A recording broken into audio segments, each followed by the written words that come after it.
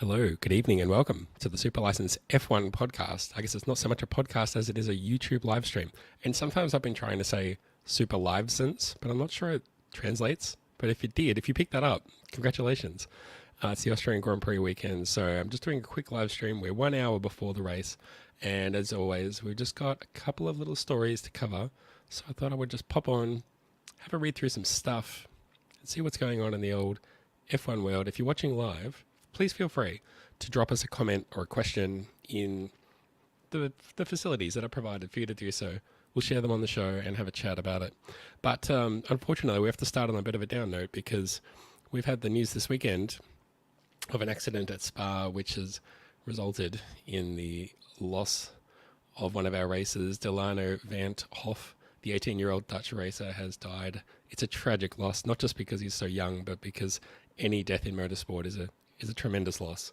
A big accident at Spa, the second fatal accident there in 4 years. Obviously, our sympathies go out to the family and his loved ones and the whole motorsport community who's grieving for him. And we join the call for increased safety at Spa and in motorsport in general to ensure that driver safety is paramount at all events. I'm sure there will be moments of silence across many motorsporting events this weekend and in the weeks to come, but especially for this race. Kicking things off, we're going to get into a few stories that have caught my eye. So let me pull up the first one. The thing that I look for when I'm looking for which F1 stories to cover is number one, no rumors. Not interested in that. And then I look for what is actually, what are people talking about? So I'm always looking for stories that have caught people's attention or might overlap with their everyday lives. Here's one such story. Alpine secure €200 million backing from investors, including Hollywood actor Ryan Reynolds. Now, if you're an average punter, you might see that and think, what the heck is going on here? If you're a little bit more informed, you may have a bit of an inkling, but we'll read on.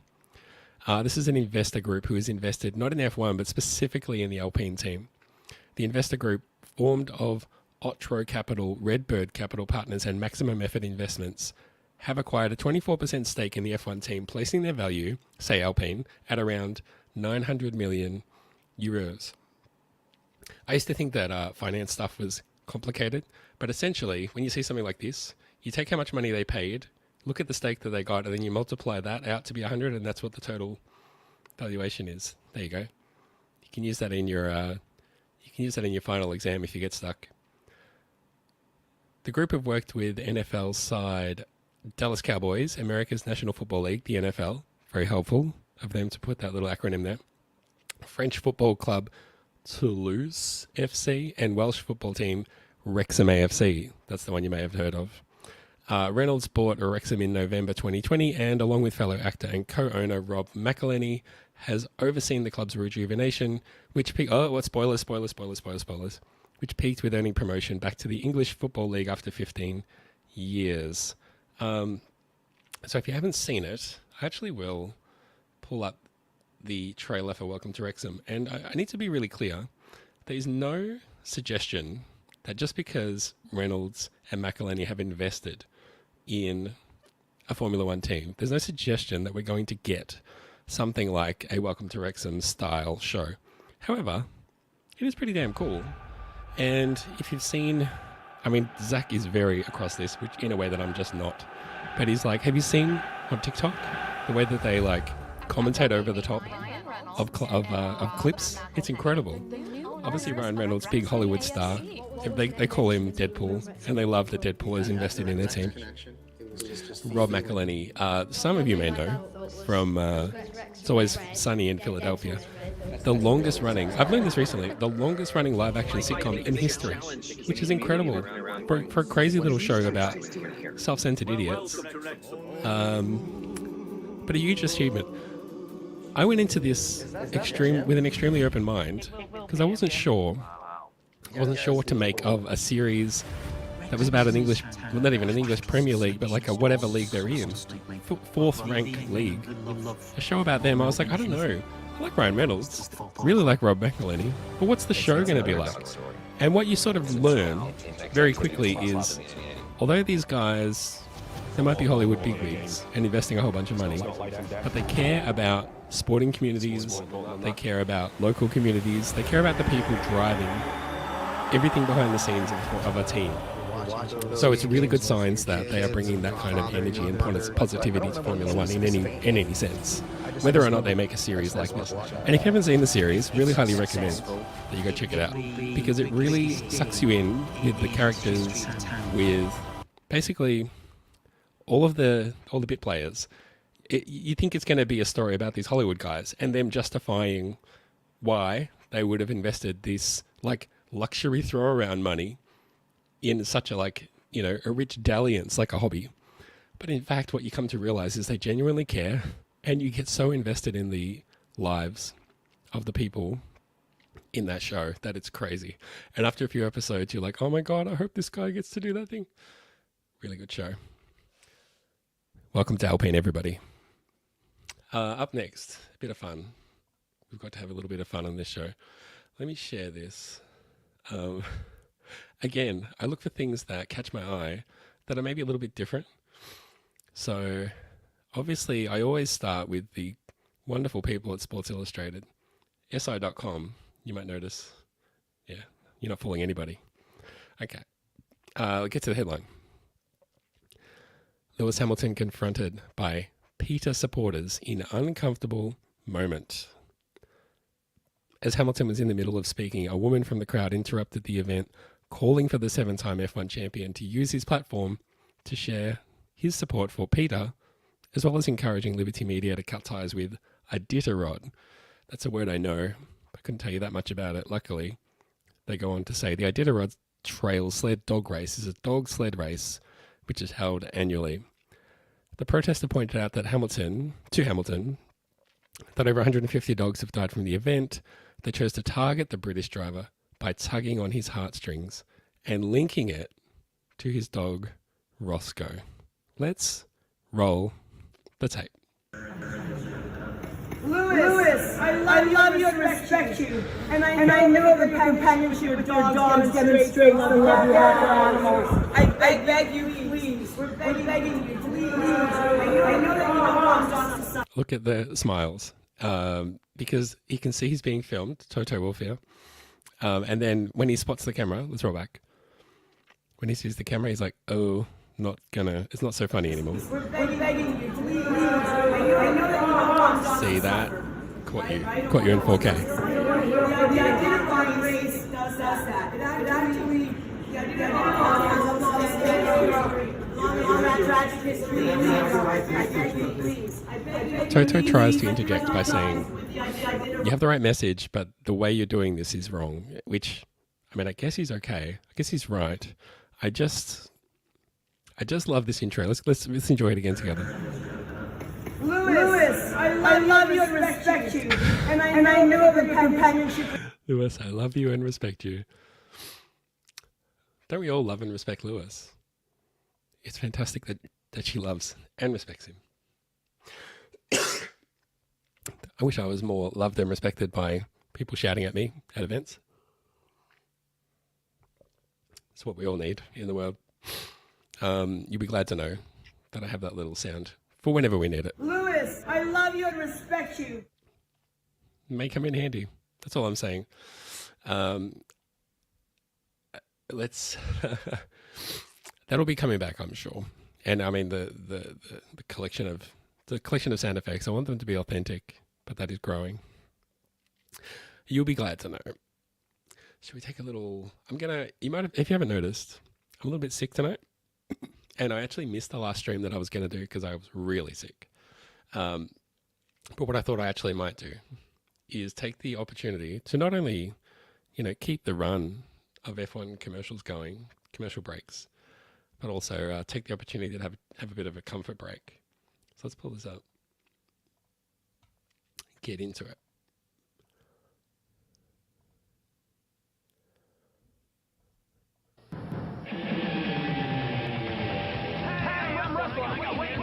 And this is F1 race for Game Boy. Four guys like race at the same time.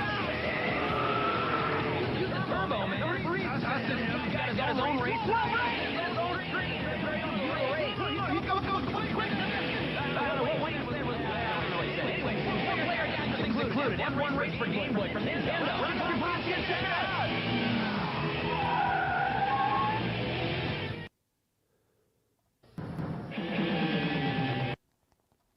Game Boy. Never seen that ad before in my life, despite being alive around the time when that would have come out. I guess maybe it was an ad that was run in the US or something. If you've ever seen it, let me know. I love that they're just like, it's that very 90s stream of consciousness, like, and then Steven does the, oh, I don't know what Steven's doing. It's like, didn't they write this? Didn't they script this? Didn't you pay actors to appear in it? I don't know. Can't tell you. But I just know it makes me want to run out to get a Game Boy so I can enjoy those sick graphics. It looks basically like playing it on the screen of a Nokia 3210 or something. Well, look, where have I got? Here we go. What we're basically dealing with this week on the stream is a big problem. F1 is apparently doomed. I didn't mean to pick on anybody, but I actually did pull up this clip of, it was basically representative of a lot of headlines that I've been seeing lately and a lot of stories that I've been hearing about. And given that we're live streaming, I figured it was time to get another voice on the stream. So let's have a listen to what they're talking about. Essentially, they're talking about Formula One adding more and more and more races and how it's being a bit of a cash grab and how they are potentially, that what's being posited is that they're trying to grab some cash before the Formula One popularity globally falls after the amazing peak of Drive to Survive. Let's take a listen. And no one is really stopping to think at some point, and you could argue that the boom that we went through with Drive to Survive, there was clearly like a hockey stick style effect.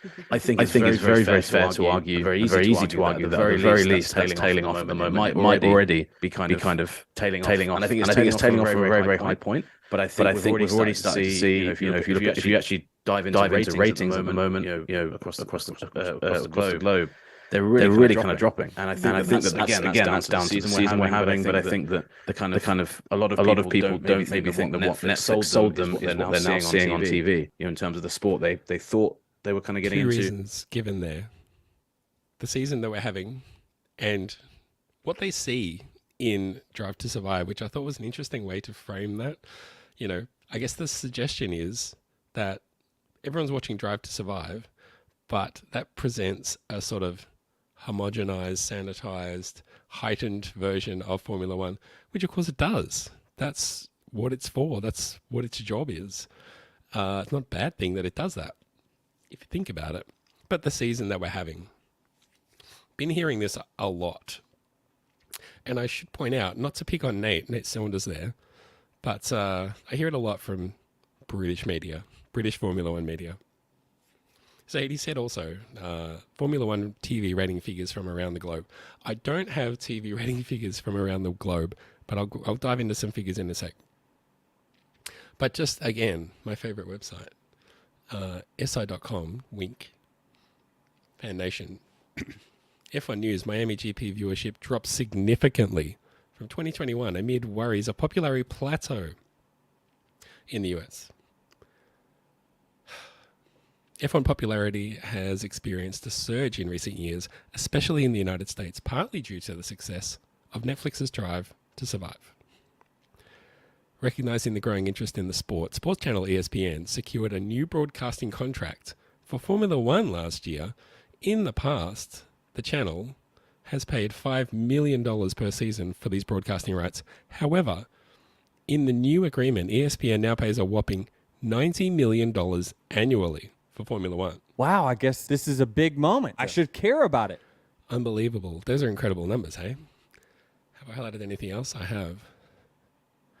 The Miami race, a highly anticipated event, was aired on ABC, reaching a vast audience. Last year's race on ABC attracted a record-breaking viewership of 2.6 million people, the highest number for a live F1 broadcast in the United States. However, this year's broadcast witnessed a significant drop in viewership. ABC experienced a staggering 25% decline in its audience compared to the previous season. Despite these concerns, there are some positive aspects to consider. A closer analysis of the viewership data reveals that while the viewership in major cities declined, there is actually a growing interest in Formula One in more rural areas. States such as North Carolina, renowned for its association with NASCAR, and Oklahoma have seen an increase in F1 viewership. There's something interesting going on in the US, I have noticed, looking into some of this, is that the TV viewership for NASCAR seems to be declining. Don't know what that's about, but just saying. The last note from this one. It is worth noting that although the broadcasting views were lower, the number of visitors to the Miami Grand Prix increased from 240,000 in 2022 to 270,000 in 2023. So holy crap, that paints a pretty bleak picture. 25% decline, despite what ESPN is paying for Formula One, going from 5 million to 90 million. They must be spewing. Wouldn't they just be kicking themselves? Aren't they supposed to be like really smart and being all over sport? Isn't sport what they mainly do? But we should dive into the numbers. It behooves us to dive into the numbers. Remember, well, we'll get to this in a sec.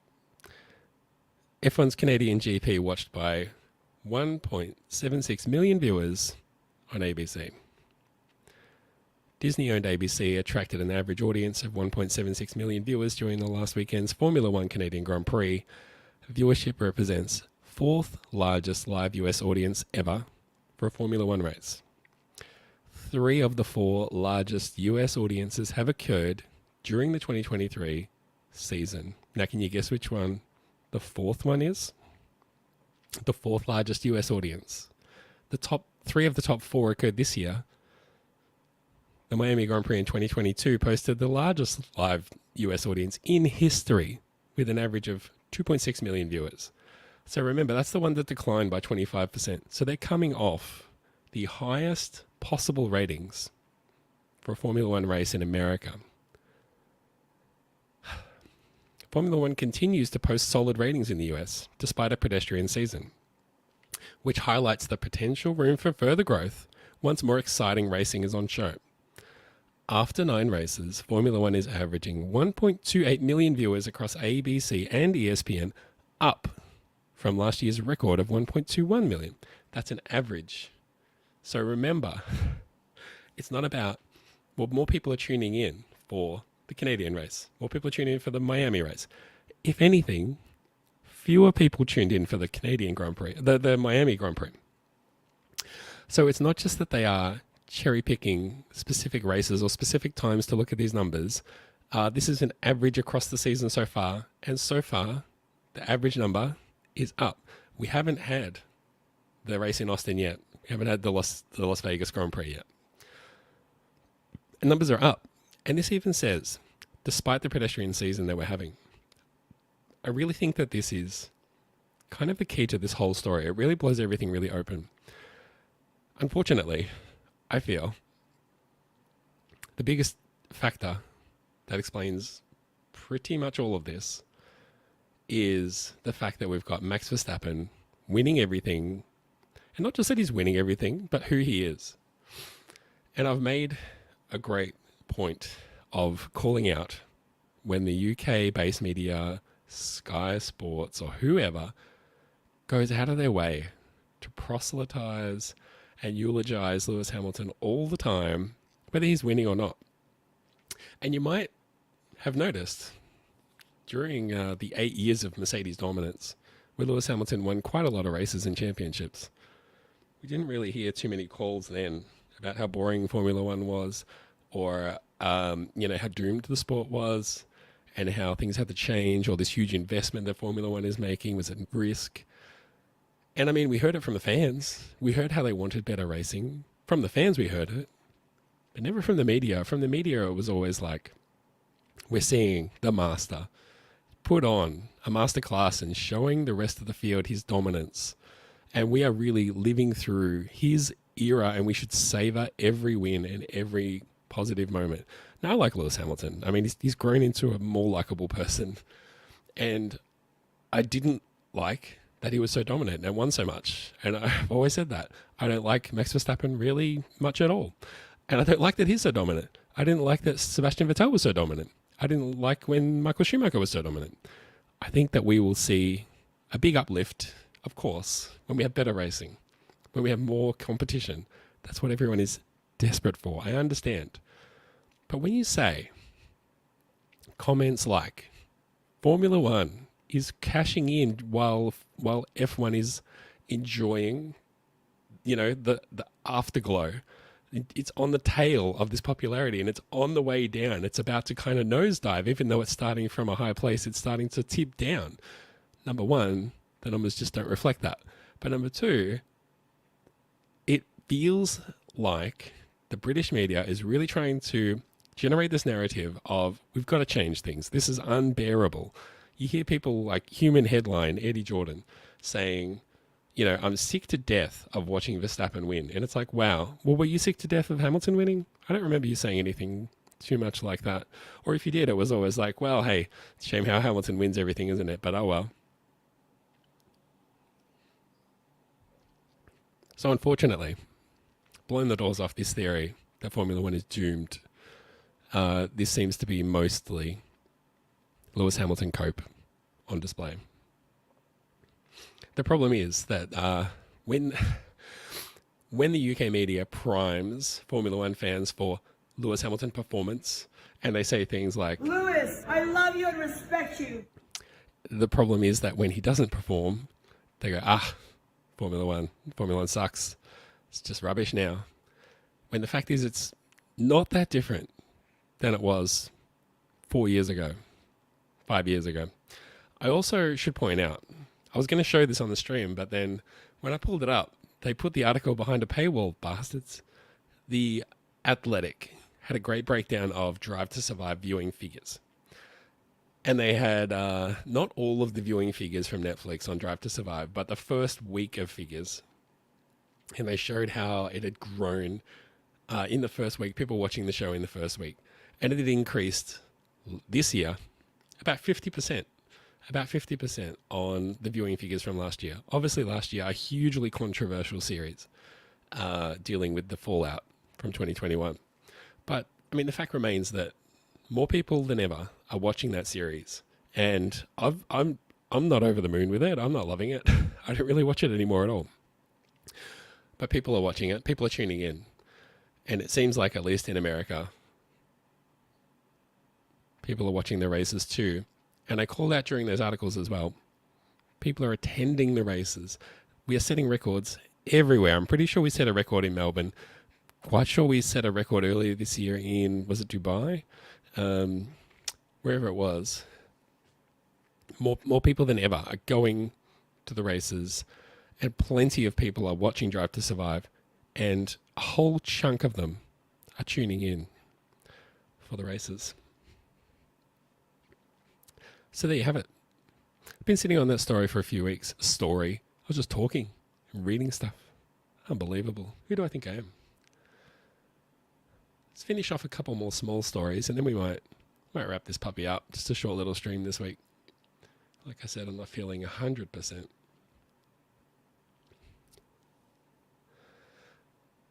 One story I've seen around the traps quite a lot. It's been Daniel Ricciardo's birthday, so whether people are just doing him a favour on his birthday or something, I don't really know. But we've been seeing a lot of stories that are like, Daniel Ricciardo, is he coming back? How is he coming back? With whom will he come back? Seems premature, but rather than, again, I can't put the UK media on blast and then cover the Australian media who look very favourably upon Daniel Ricciardo and his chances of a return. But I found this article from the wonderful people at the Wired World of Sports, Channel 9 in Australia, who I thought presented a pretty even-handed and realistic coverage on this topic, so I wanted to give them a shout out and cover it. Rebels for options that keep Daniel Ricciardo out of Formula One. So they're saying if he's going to come back to Formula One, here's the 4 factors that could go against that. Speculation continues to spread that AlphaTauri will ditch slick Nick de Vries. We talk that the Austrian Grand Prix, that the Dutch driver could be ditched after the summer break. Red Bull is set to be assessed by Red Bull to gauge where he sits relevant to incumbents Max Verstappen and Sergio Perez. So 2 things to say here. Number 1, I've been calling out for a while how poorly Sergio Perez has been driving, and he's not qualified well here at the Austrian Grand Prix. I don't think he'll do so well in the race. He was setting fast times in qualifying, which is a saving grace, but stupid little mistakes have cost him greatly in qualifying for the race. And he did show some pace in the sprint race, and it was in the wet, so tricky. But that said, his teammate finished in a 24-lap sprint race 21 seconds ahead of him. So I think that's something of a statement being made there. The other person is not necessarily driving so well as Nick de Vries, and he's made some silly mistakes. I mean, he's a rookie. He's made rookie mistakes. I think, luckily for him, his teammate Yuki Tsunoda is only 2 points ahead of him on the points grid? Standings? Let's go standings. In the standings, Yuki Tsunoda actually hasn't troubled the scorers too much, only scoring 2 points, 2 10th place positions, and he's been driving better than that. It's a sign that the car's not that great, and it's a sign that if the car were better, the points gap would be actually probably, I think, pretty big. So those are the 2 drivers in my mind who are in trouble. Now it seems that Nick de Vries has been told by Helmut Marko, you've got a few races to sort things out, basically until the summer break. So that's this race, and then the next 3, I think it's Britain, Hungary, and Belgium. And then it's got the summer break. So you've got until then to start putting in some performances or you're gone. I did see a headline from Christian Horner saying, I never liked him. I always said he was bad. I always said we never should have signed him.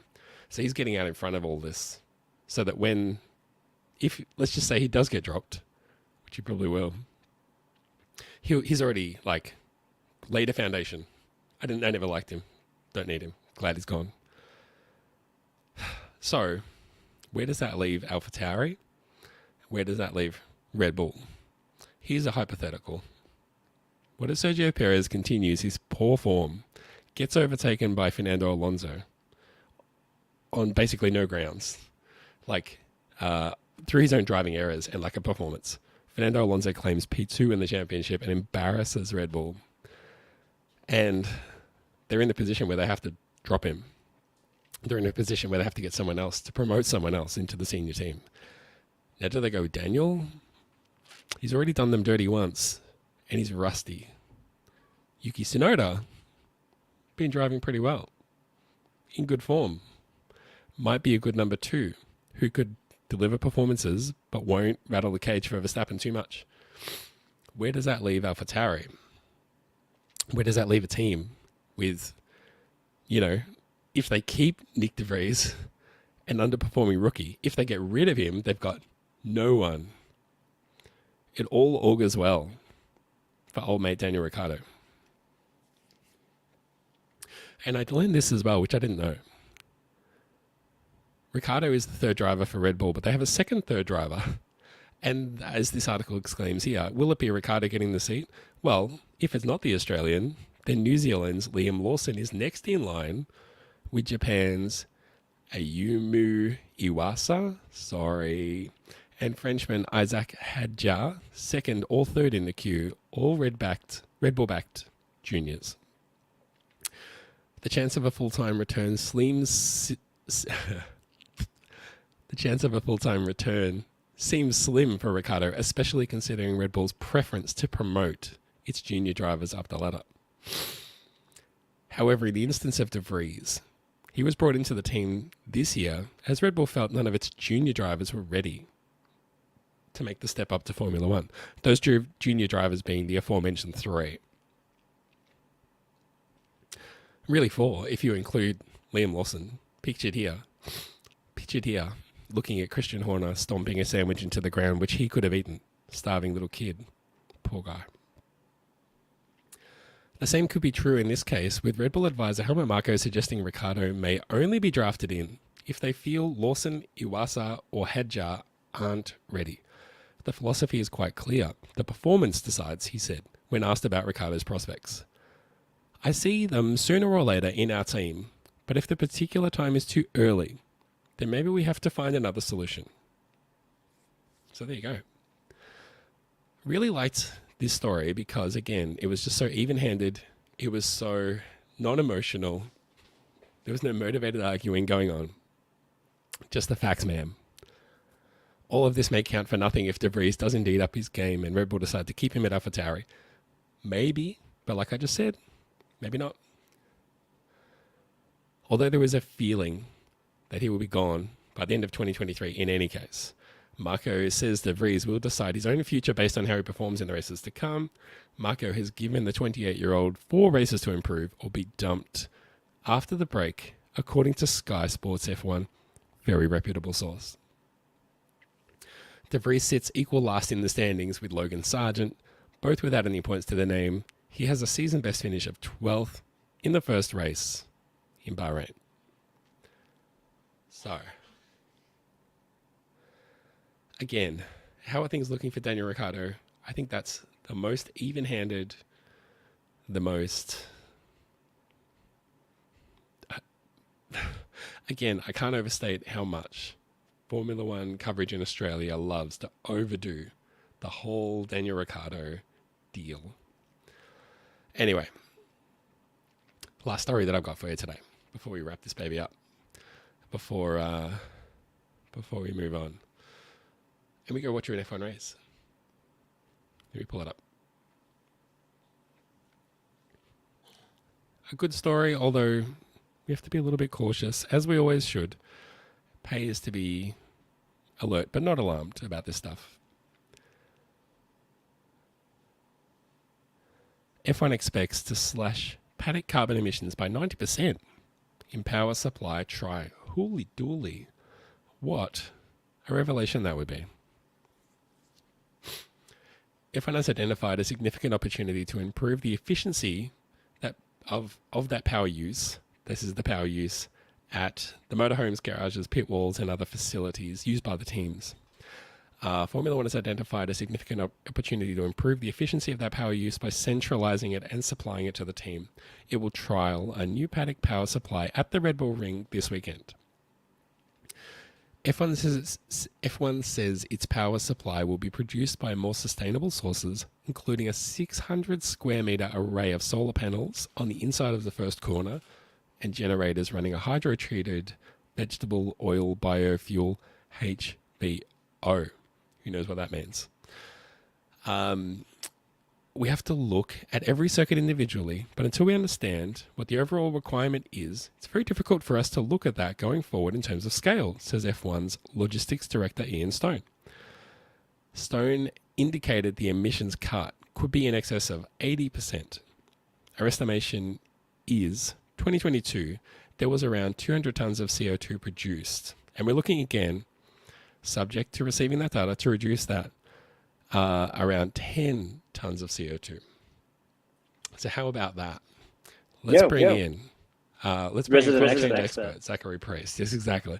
No, I actually do think that I did think of you when I read the story, truly, because the thing that I was worried about, and I know that you're worried about this too, is greenwashing. So do you have any initial reactions to that story and Formula One installing a little power grid on the track?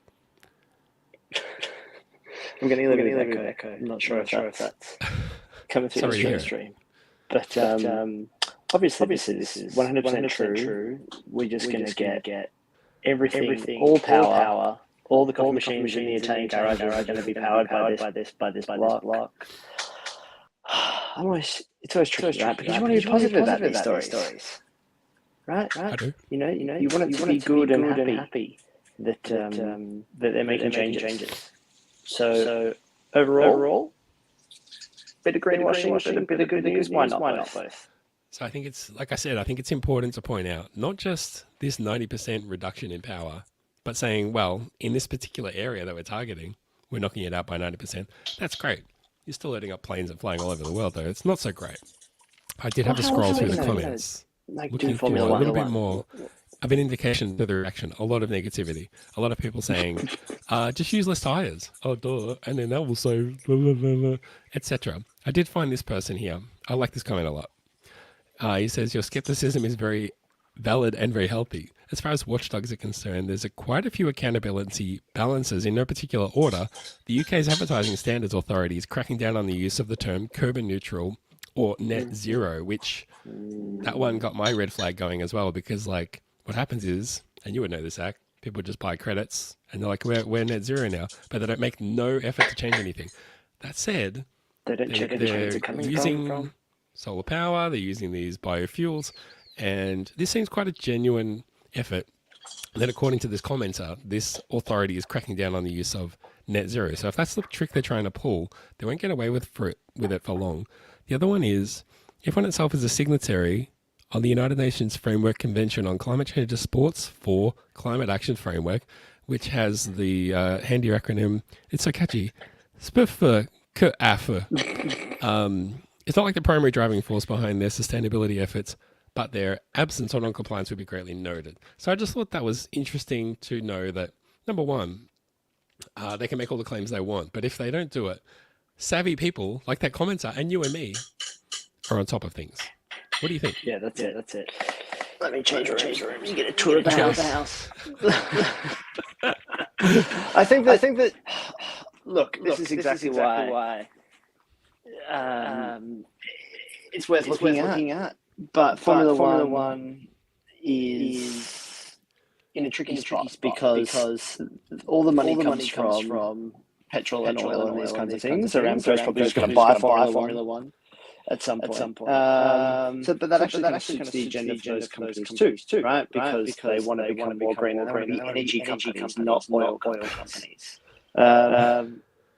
So it's all heading in the right direction. But at the same time, as fans, we want to see the fast cars going really fast. And we want to see it kind of grow as a sport, all those kinds of things. So how do you balance those?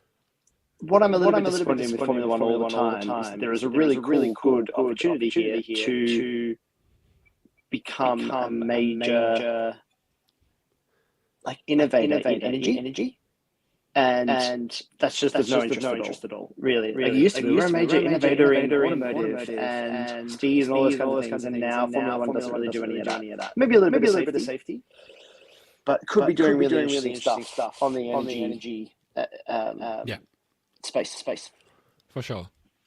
I mean, again, I genuinely think this is a good step. I genuinely think it's a good thing. I genuinely think that it is an authentic thing, and they're not necessarily just playing with numbers. They are a little bit, but I mean, what they're claiming is true. It's just you can't get distracted by the whole like, hey, look over here and forget about all that. We have to be vigilant. We have to call them out and everything. But I do think this is a genuine effort to do something. That's great. They need to do a lot more, but we'll hold them to that standard. I wanted to show you this as well. I don't know if you've seen too many ads lately for electric cars, but I've noticed they basically all look something like this. There's an electric car, and then just like a high-performance athlete just kind of standing there. In this case, it's Hamilton. I've seen others. It's by association, right? You just got to stand near the thing.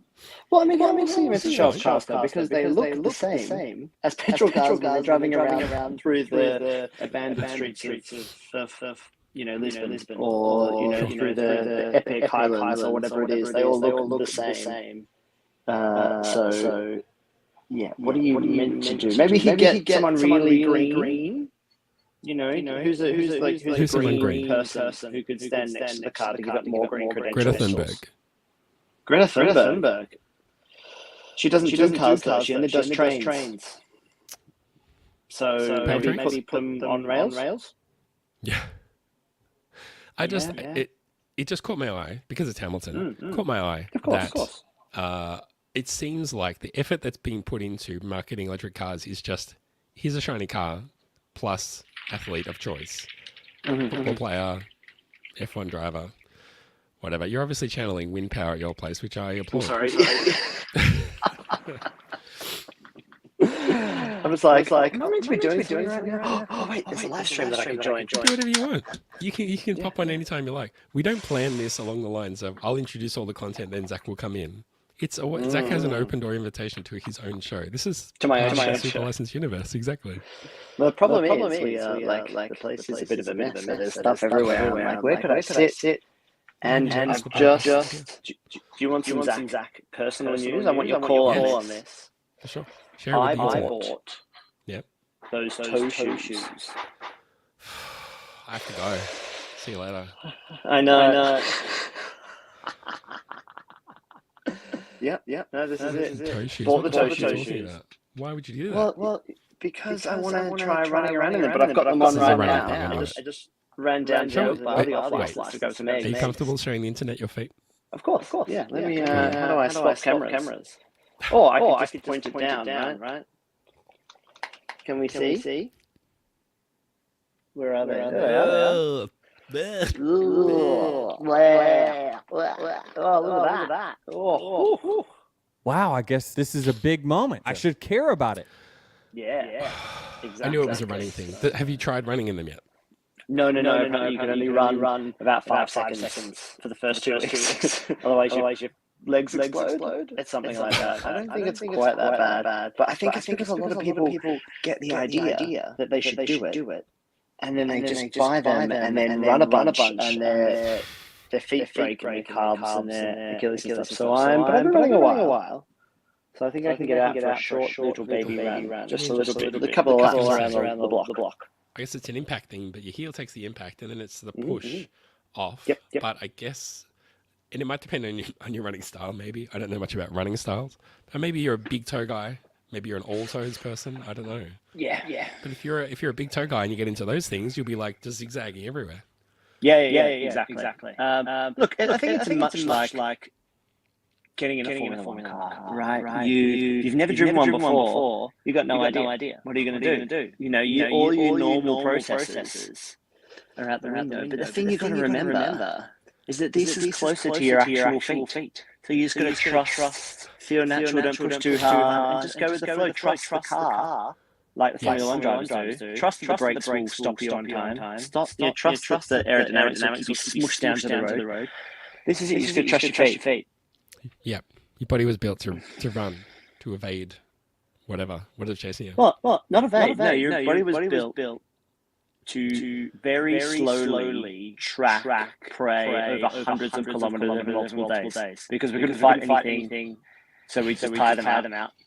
Yeah. Luckily, all the tastiest animals were slower than us. Exactly. You ever tried that? I bet you couldn't catch a cow over a short distance. But over a couple of days, it runs out of energy and just falls over.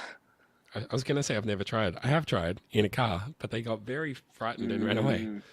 You know one thing? This is my final segue running to Formula 1. Your friend of mine, Luke Smith, of The Athletic. You have to say this as any journalist who works for The Athletic. He runs the tracks wherever he goes. He does. That's a really special thing. And I should follow him on Strava because I wonder if those tracks have those like Strava segments on them. You know, is there a RAS segment? An Eau Rouge segment? On those Formula 1 tracks that you could be the king of the hill on? It's radio on, actually. Yeah, it's radio on. Thanks so much. The only comment we've had this stream is anyone mentioned the echo on Zach's audio. Oh, no. Well, Zach has. Sorry, but you'll have to live with it. Let me see if I can do something. It's all good. I was going to ask you if there's been any other F1 stories that have caught your eye in the last... What was it like? The last stream we did was like 3 weeks ago. So it's been a little while. How's that? We did a podcast 2 weeks ago, though. No other stories. I mean, what have I seen? Did we talk about? I didn't watch the sprint race yesterday because I was out. What? Can you give me a blow about what happened between Perez and Verstappen and how soon is Daniel Ricciardo going to be in that Red Bull? What happened between Perez and Verstappen was Perez got a better run into one, took the lead, was bombing down the next straight between 1 and 2. Yeah. Didn't know Verstappen was behind him because he said there was too much spray. Pushed Verstappen off onto the grass a little bit, like not that bad. But because he did that, he let Verstappen back in front in turn 2. I thought that he ran out of talent. Although, watching the replay, I think he does look like he leaves him a whole heap of space. And then after that, Verstappen just ran away with it to the degree that Perez was worried about, the Haas that was behind him. So, Perez. One day. Cat. Don't know. Other stories? Daniel Ricciardo, Alpha Tauri, I don't think you want that job. I mean, it seems like he didn't want it before, so I don't know why he would want it now. One thing that's happened between last year's decision not to sign with any of the lower teams and now is that he's done his Miami Grand Prix and Canadian Grand Prix telecast, simulcast with Will Arnett, which I posted in our Discord the highlights, and the common vibe back in reaction was, are these the highlights? Because... Not that funny. Is this? I thought they were going to be watching the race and commentating on it, and they were not at all. And all the highlights were just, here's a friend of yours that we've got on Zoom. It's like, okay. Yeah. It's just a chat show. Yeah. It's a famous podcast Zoom. while the Formula One race is on. Yeah, exactly. Speaking of famous Zoom, we should get someone famous that we know on here. Maybe Luke Smith. Luke Smith. I mean, he only... Michael Leonardo. We could get some folks on here. That'd be fun. Michael Leonardo. Yes. Although contractually, I'm not sure whether he's allowed to do broadcasts, which this clearly is. But, I mean, we know some people. Maybe we put the feelers out there sometime. Yeah, I think that's a nice idea. Maybe we could get someone calling from the track. Oh, that's such a good idea. Especially if you're in our little Discord. Get in. Get in that Discord and let me know if you're at the track and want to have a chat. Work out a way to get you into the stream. That's what I'm We'll make sure we don't have audio echo. Yes. I have a feeling it's because I'm feeding the browser back out through my output. So it's and not then me. you're obviously feeding your own audio in, which means echo. So it's... You don't think it's fact that I'm doing this on an iPad Pro with AirPods? It's equal blame here, me and you. But anyway, it's 10 minutes to race time, so I reckon we go grab our snacks and beverages. What are you I've got... So I just popped down to the off license in my new toe shoes just to give them a go outside. I got some. How many kilometers? I got 0.01 kilometers. So I've got these new Nastro Azzurro Peroni Capri, which has like a lemon something in it. So it's a lemony beer, not a radler or a shandy. I do like a radler. But this would be kind of a lemony beer, which would be nice. Snacks-wise, there's lots of chips in the house. But there are leftover burritos from last night, so it might be a little bit of a burrito evening. Solid snack. And the Korean shop that I go to has a whole bunch of new instant ramen that I bought a couple of those as well. To put in my big, beautiful ramen bowls that I bought in Japan. What about you? I've got, because I've been sick, I've got like cough drops, lemon tea. I'm surrounded by health things right now. Any butter menthols? To get through the stream. Well, I didn't go butter menthols. I went anticols. But I also tried these because I heard a tip that Fisherman Friends are good. That'll clear you right out. The front man from Primus, Les Claypool, swears by Fisherman Friends if you're sick. So you should crush a couple up and snort them. That'll really clear your sinuses out. Yeah, that would definitely be a thing that I could do. But anyway, we want to go watch the race. Everyone watching the stream or whatever wants to watch the race, and everyone rewatching the replay, they already watched it and know what happened. So look, maybe we wrap that bappy up there.